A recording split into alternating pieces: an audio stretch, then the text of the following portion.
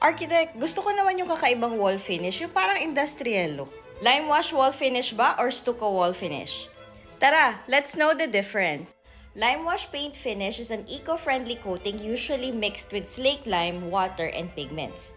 What's unique about this is it gives a very nice soft texture, especially sa mga interiors nyo. Unique din ang application niya kasi it uses a brush with different strokes para it adds that depth effect.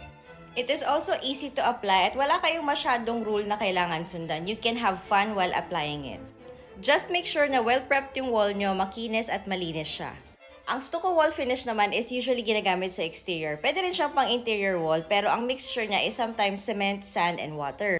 Ngayon, meron na rin mga plastering mixture na pwede nyong gamitin for this stucco wall finish. Pwede nyo rin siyang lagyan ng pigment to add different colors, but mainly, itong stucco wall finish is textured siya. So, hindi siya katulad ng lime wash paint finish na purely flat lang but gives a matte effect. Ang stucco wall finish naman, it gives these textures. When choosing wall finishes, now you know the difference between the two.